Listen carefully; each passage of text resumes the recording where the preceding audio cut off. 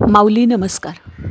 आज आपण सार्थश्री तुकारामांची गाथा याच्यातले 306 ते 310 अभंग आणि त्याचा अर्थ ऐकणार आहोत. व्हिडिओला सुरुवात करण्याच्या आधी सगळ्यांना विनंती, आराध्य परितोष चॅनलला नक्की सबस्क्राईब करा आणि व्हिडिओला लाईक नक्की करा. कमेंटमध्ये देवाला नमस्कार करा. आजच्या या मंगलमय दिवशी देवाची कृपादृष्टी आपल्या व आपल्या परिवारावर सदैव राहो. सर्व संकटे दूर होवोत. आरोग्य, सुख, शांती आणि समृद्धी लाभो आणि आपल्या सर्व मनोकामना पूर्ण होवोत अशी सदिच्छा बाळगून आजच्या व्हिडिओला सुरुवात करते आहे. अभंग क्रमांक 306. विश्वव्यापी माया तिने झाकुळिले छाया. सत्य गेले भोळ्यावरी, अविद्येची चाली थोरी. आपुलेची मन करी आपणा बंधन. तुका म्हणे देवा, तुम्ही कोडीही उगवा. उगवा म्हणजे सोडवा. अर्थ ऐका. संपूर्ण जगभर पसरलेल्या अज्ञानाने सत्य झाकून टाकले आहे.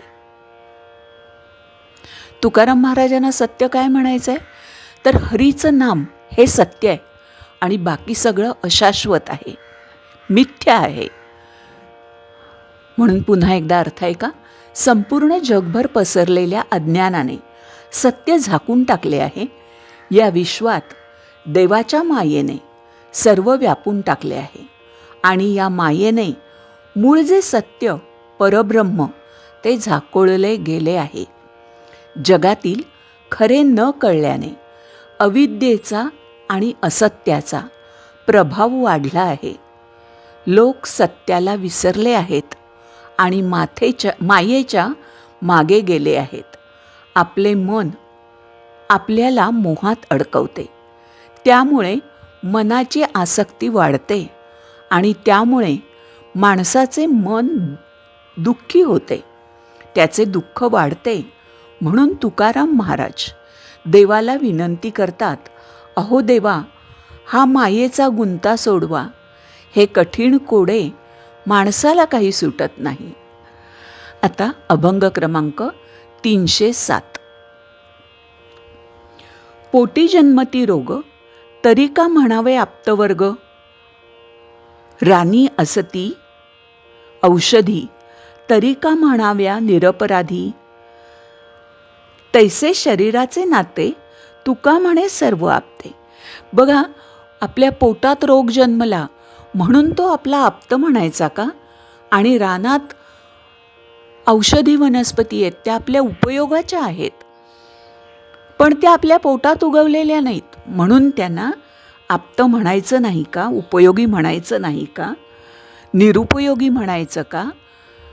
रोग शरीरात उद्भवले म्हणून ते आपले आप्त आणि वनस्पती बाहेर उगवल्या म्हणून त्या निरुपयोगी असं नाही म्हणता येणार. अशा अर्थाचा हा अभंग आहे. अर्थ आहे का. आपल्या पोटामध्ये अनेक रोग उत्पन्न होतात म्हणून त्यांना आप्त म्हणायचे का. किंवा रोग आयांच्या पोटी जन्म घेणारी मुले आहेत असे म्हटले तर त्यांना आप्त म्हणता येणार नाही. इथे आया याचा अर्थ ज्याच्या पोटात तो रोग आहे त्या व्यक्तीला उद्देशून म्हटले आहे. रानामध्ये अनेक जातीच्या वनस्पती आहेत, औषधी आणि गुणकारक वनस्पती आहेत. त्यांना दोषयुक्त म्हणता येणार नाही. केवळ त्या बाहेर उगवलेल्या आहेत म्हणून का त्यांना दोषयुक्त म्हणायचं असं होणार नाही. त्याप्रमाणे तुकाराम महाराज म्हणतात, आपल्या शरीराचे ज्यांच्याशी हितकारक संबंध आहेत ते आपले आप्त असतात आणि ते आपले असतात. म्हणजे वनस्पती आपल्या आहेत, हे रोग आपले नाहीत, आपल्या शरीरात झालेत ते, असं तुकाराम महाराज म्हणतात. ह्याच्यानंतर अभंग क्रमांक 308.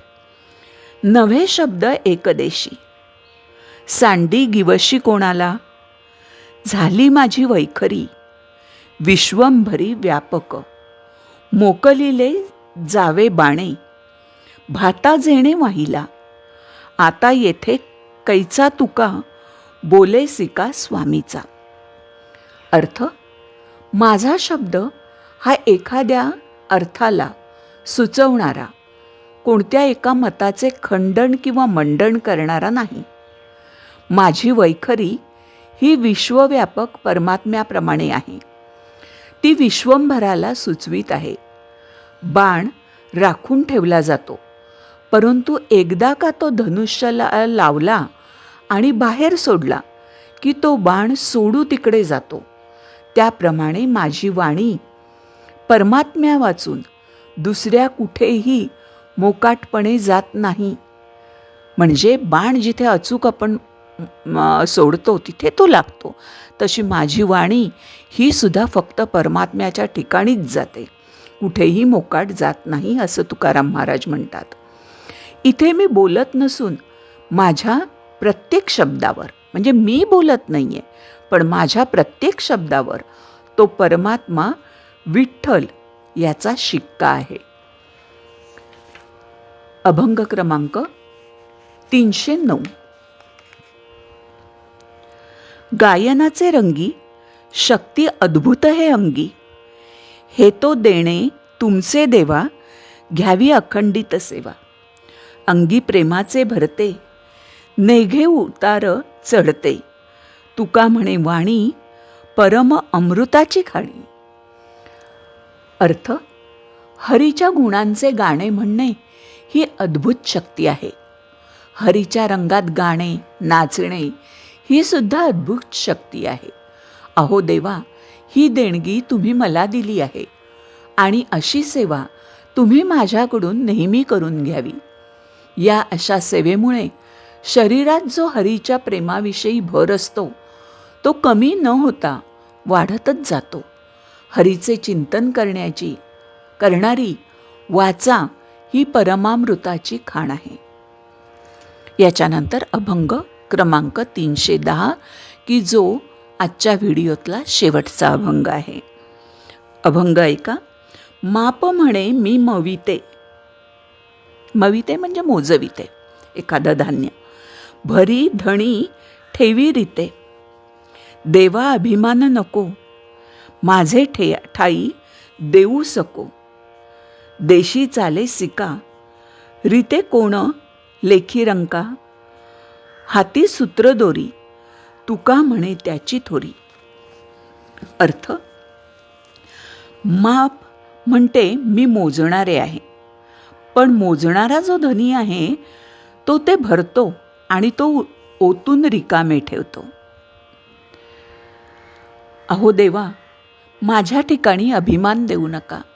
त्या मापाला अभिमान झालेला आहे की मी मोजणी करतो, पण त्याच्या कुठे लक्षात आलेलं आहे की मालक जेव्हा त्याच्यात धान्य भरतो तेव्हाच ते माप पूर्ण भरतं आणि मोजलं जातं. आणि तुकाराम महाराज म्हणतात, मी मोजतो, मी करतो असा अभिमान माझ्या मनात निर्माण होऊ देऊ नका. देशामध्ये स्वामीचा शिक्का चालतो. शिक्का नाणं, नाही तर राजाचे शिक्क्याशिवाय रंकास कोणी फुकट देखील विचारत नाही. शिक्का असेल, पैसा असेल तर बऱ्याच गोष्टी होतात.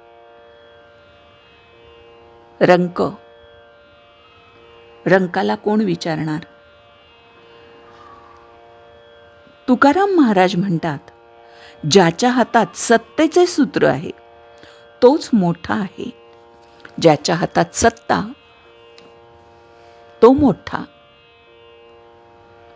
असं तुकाराम महाराज म्हणतात.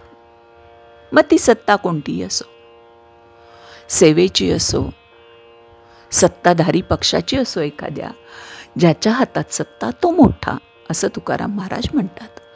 मंडळी, असा होता आजचा व्हिडिओ, आजचे अभंग. सगळ्यांना विनंती की व्हिडिओ आवडला असेल तर कमेंटमध्ये कळवा आणि देवाची मूर्ती दिसल्यावर कमेंटमध्ये देवाला नमस्कार करा. आज एवढंच. धन्यवाद. रामकृष्ण हरी माऊली.